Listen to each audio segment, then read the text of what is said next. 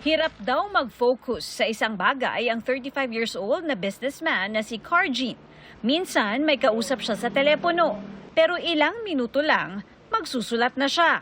Kapag meron akong ginagawa, naghahanap na naman ako ng panibagong gagawin.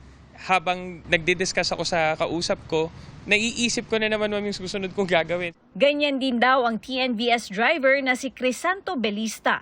Nagse-cellphone habang nanonood ng TV o lumilipad ang isip habang kumakain. Minsan naman, hindi mo pala tapos yung ginagawa mo, nag-focus ka na sa iba. Kaya minsan hindi mo natuloy yung ginagawa mo na dapat fokusan mo na muna na matapos mo.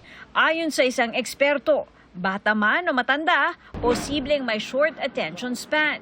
Ang taong hirap mag-focus, tila nahihirapan o walang matapos na mga gawain, lalo na kung mahilig mag-multitask, mahinang memorya o hirap matandaan ang tasks at mabilis mairita o mainis. Maraming factors in terms of mental health pwedeng due to stress, lalo na marami kang iniisip, hindi makapag-focus yung mind mo kasi maraming kailangan asikasuhin. Yung inability to focus can be a symptom of depression, lack of concentration, anxiety. Maaari ring umigsi ang attention span kung kulang sa tulog sa bitamina o nutrisyon o sa exercise. Posible ring makaranas ng short attention span ang mga batang may attention deficit hyperactivity disorder o ADHD. Nakikita ring sanhi ang pagkababad sa gadgets.